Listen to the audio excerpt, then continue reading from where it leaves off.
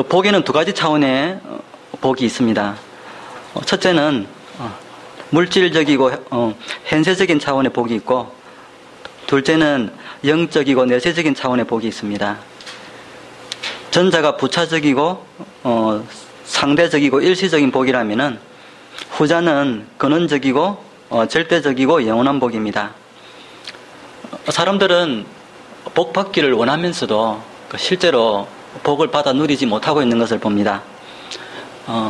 오늘 우리는 어떻게 하면은 복을 받고 또 그 복의 내용이 뭔지 알고 실제로 그 복을 받아 누리도록 오늘 말씀을 잘 들었으면 좋겠습니다.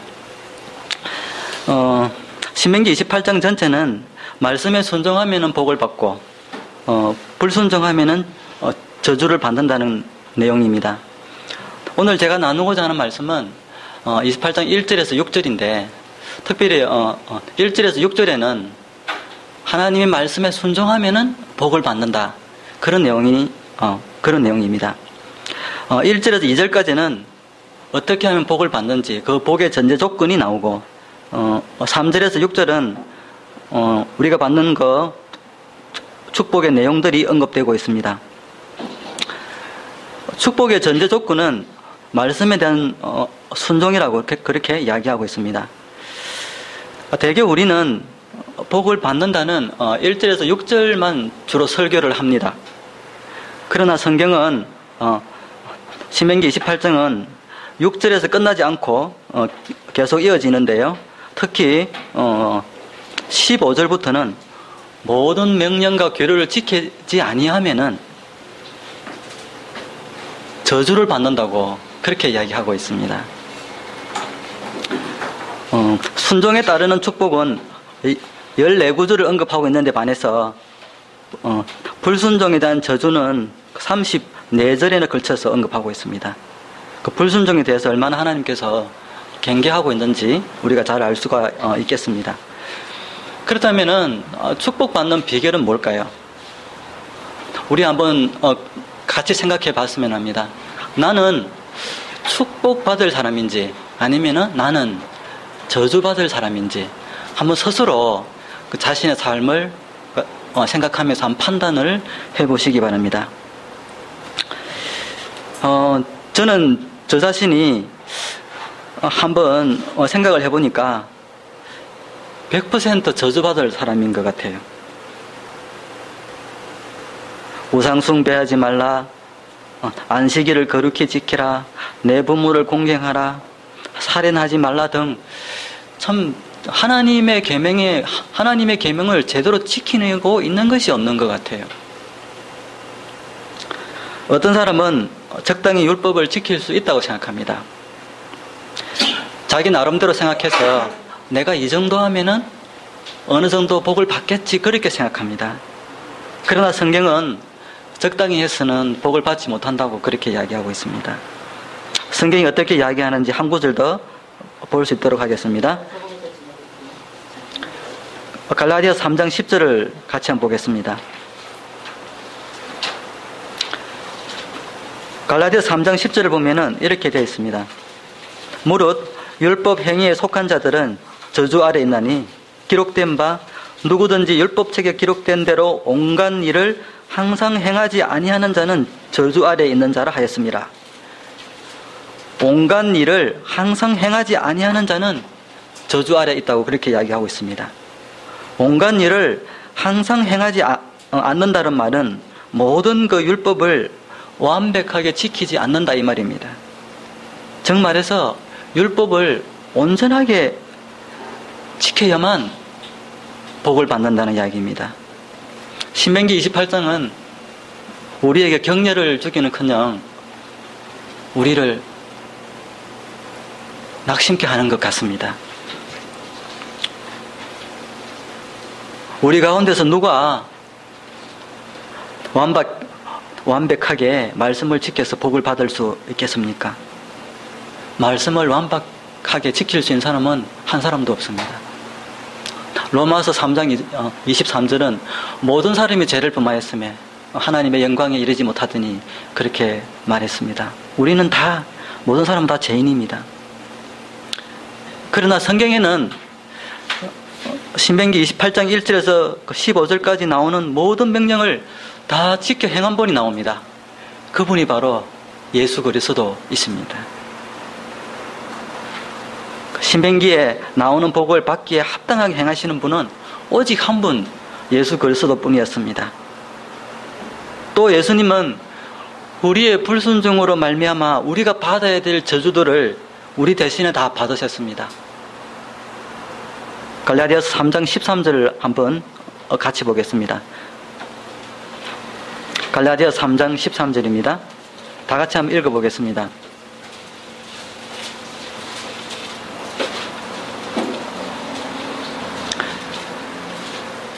시작. 그리스도께서 우리를 위하여 저주를 받은 바 되사 율법의 저주에서 우리를 속량하셨으니 기록된 바 나무에 달린 자마다 저주 아래 있는 자라 하였습니다. 예수님께서 우리 대신에 저주를 받은 바 되사 이렇게 말씀하셨습니다. 예수님은 우리의 불순종으로 받을 저주를 우리 대신 받으셨습니다. 또 뿐만 아니라 모든 명령을 지켜서 하나님을 기쁘시게 해드렸습니다. 어떻게 하면 우리가 복받는 자가 될 수 있을까요? 예수님은 신명기 28장의 모든 명령을 하나도 어김없이 지켰기 때문에 모든 복을 받기에 합당하신 분입니다. 우리가 예수 그리스도를 믿어서 예수님 안에 거한다면 우리도 예수님으로 말미암아 복을 받을 수 있다는 것입니다. 우리가 이 복을 받게 되는 것은 율법을 지켜서 받는 것이 아니라 예수님을 믿어서 예수님과 하나 되어서 받는 것입니다. 예수님은 우리가 복을 받을 수 있도록 모든 명령을 다 지켜 행해 주셨고 우리가 받아야 할 그 저주를 다 가져가셨습니다. 사실 우리가 받는 이 축복은 이미 예레미야서에 약속되어 있는 것입니다. 하나님께서는 예레미야 31장 31절 34절에서 새 언약을 세우시겠다고 말씀하셨습니다. 말씀은 나중에 한번 읽어보시기를 바랍니다. 신명기 28장은 옛 언약입니다. 순종하면 복을 받고 불순종하면은 저주를 받는다고 그렇게 합니다. 그러나 실제로 이스라엘 백성들은 이 언약을 지키는데 실패했습니다. 그래서 하나님은 이스라엘 백성이 언약을 어겼기 때문에 새 언약을 세우시겠다고 말씀하셨습니다. 지금까지는 언약의 베이스를 율법의 순종 여부에 두었습니다. 즉 순종하면 세워지고 불순종하면 언약이 깨어진다는 것이었습니다. 그러나 새 언약의 특징은 백성들의 순종과 불순종에 의해서 언약이 세워지고 깨어지는 것이 아니라 전폭적으로 하나님의 주권에 의해서 언약이 세워진다는 것입니다. 이 새 언약은 예수 그리스도께서 십자가에 죽으심으로 예수님의 속죄 사역으로 우리에게 성취된 것입니다. 결국 옛 언약은 그 누구도 율법을 완벽하게 지킬 수 없다는 것을 말해주고 옛 언약은 모든 인간이 전적으로 타락한 존재이며 영원한 형벌 받아 마땅한 존재라는 것을 우리에게 가르쳐주고 있습니다. 오직 예수 그리스도를 믿음을 통해서만 구원을 얻고 복을 받을 수 있다는 것을 우리에게 가르쳐주고 있습니다. 우리는 예수 그리스도를 믿음으로 예수 그리스도 안에 속함으로 우리가 신명기에 약속한 이 복을 누릴 수 있는 것입니다. 그러면 우리가 예수님께서 약속하신 그 축복의 내용이 뭔지 한번 같이 살펴보도록 하겠습니다. 그 3절부터 이제 축복이 언급이 되고 있습니다. 3절에 보면은 너희가 성읍에서 복을 받을 것이다. 또 하반절에 보면 너희가 덜에서도 복을 받을 것이다. 그렇게 되어 있고요. 또 4절에 보면은 너희의 태, 땅, 그리고 우양의 새끼가 복을 받는다. 5절에 보면은 너희의 강주리와 떡반죽 그릇이 복을 받을 것이다. 6절에 보면은 내가 들어와도 복을 받고 나가도 복을 받는다고 그렇게 이야기하고 있습니다. 1절에서 6절 안에 보면은 특별히 반복되는 단어가 하나 있습니다. 복받은 복이란 단어가 반복되고 있습니다. 무려 6번이나 언급되고 있는데요. 반복은 강조의 의미가 있다고 했습니다. 복이라는 바루크라는 말은 번성의 개념, 멀티플라이의 개념을 가지고 있는 단어입니다. 성읍에서 들에서라는 문구는 장소 전체를 암시하는 말로서 어디에서나 이렇게 번역할 수 있을 것 같습니다.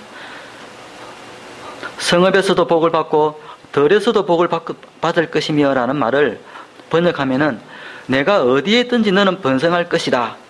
이렇게 번역이 될 수 있고요. 특히 4절에 내 몸이 복을 받는다는 말은 자손의 번성으로 가문이 번창하게 될 것을 가리키고 있는 것입니다. 그리고 내 토지의 소송과 내 짐승의 새끼와 내 우양의 새끼가 복을 받을 것이며 라는 축복은 농산물과 축산에 있어서의 축복을 의미하는 것입니다. 5절에 내 강주리와 떡반죽 그릇이 복을 받을 것이며 라서 강주리는 곡식을 담는 그릇이죠. 그 다음에 그죠? 또 그 떡반죽 그릇은 음식을 만들기 위해서 밀가루 반죽을 부풀리는 그런 반죽통이고요. 즉 이 말은 매일 우리에게 필요한 양식을 공급해 주시겠다는 그런 축복입니다. 6절에서 내가 들어와도 복을 받고 나가도 복을 받을 것이라는 말은 복은 집 안에서나 집 밖에서나 항상 복을 받게 된다는 것을 가리키고 특히 매초연이 같은 분은 우리가 하는 일마다 하나님께서 복 주심을 가리킨다고 그렇게 이야기하고 있습니다. 1절에서 6절에 언급하고 있는 복의 핵심은 하나님께서 창세기 12장 1절에서 3절에 나오는 아브라함에게 약속하셨던 그 축복과 깊은 연관이 있죠. 사실상 동일한 약속입니다. 동일한 축복입니다. 내가 너로 큰 민족을 이루고 내게 복을 주어 내 이름을 창대케 하리니 너는 복의 근원이 될지라. 너를 축복하는 자에 내가 복을 내리고 너를 저주하는 자에게 내가 저주하리니 땅의 모든 족속이 너를 인하여 복을 얻을 것이니라. 그렇게 말씀하셨습니다. 하나님께서 아브라함에게 주신 축복이 무엇입니까? 믿지 않는 자들에게 복음을 전해서 그들로 구원을 얻게 하는 것, 영혼을 얻게 하는 것입니다. 하나님께서 약속하신 복은 곧 우리에게 영혼을 주시겠다는 약속입니다. 이 복은 이삭에게 계승이 되었고 또 야곱에게 계승이 되었고 오늘 우리에게까지 계승이 된 것입니다. 그러므로 믿음으로 말미암는 자는 믿음이 있는 아브라함과 함께 복을 받느니라. 너희가 그리스도께 속한 자면 곧 아브라함의 자손이요 약속대로 유업을 이을 자니라고 그렇게 갈라디아서 3장 9절과 3장 29절에서 말씀하고 계십니다. 이 약속은 믿음으로 말미암아 그리스도께 속하게 된 모든 사람을 위한 것입니다. 이 복은 예수를 믿는 모든 사람에게 약속으로 주신 것입니다. 얼마나 큰 축복이고 은혜입니까? 결국 하나님께서 우리에게 주시겠다는 복은 무엇일까요? 영혼입니다. 하나님께서는 우리에게 천하보다 귀한 영혼을 주시겠다고 약속하신 것입니다. 이 놀라운 복이 오늘 우리의 것이 된 것입니다. 우리는 하나님의 약속을 믿고 주장함으로 이 약속을 기업으로 받아 누리는 자들이 다 되어야 하겠습니다. 어떤 사람은 이 복을 받기 위해서 이 은총을 얻어내기 위해서 뭔가를 해야 된다고 생각합니다. 그러나 우리의 순종에 의해서 이 복을 누리고 우리의 불순종에 의해서 이 복을 잃게 되는 그런 것이 아닙니다. 예수 그리스도의 공로로 하나님의 은혜로 우리가 이 복을 받는 것입니다. 이제 말씀을 맺도록 하겠습니다. 하나님의 축복은 우리의 불순종과 우리의 순종에 달려있는 것이 아닙니다. 예수 그리스도의 완벽한 순종에 달려있는 것입니다. 이렇게 하나님의 은혜로 살아가는 자에게 하나님께서 주시는 축복은 영혼입니다. 다니엘 12장 3절에 보면은 많은 사람을 옳은 대로 돌아오게 한 자는 별과 같이 영원토록 비치리라고 하셨습니다. 우리가 하나님의 은혜에 감사함으로 순종하여 예수 그리스도 안에 거하고 정말 천하보다 귀한 영혼들을 많이 얻어서 별과 같이 영원토록 비치는 그런 우리 형제자매들이 다 되었으면 좋겠습니다. 감사합니다.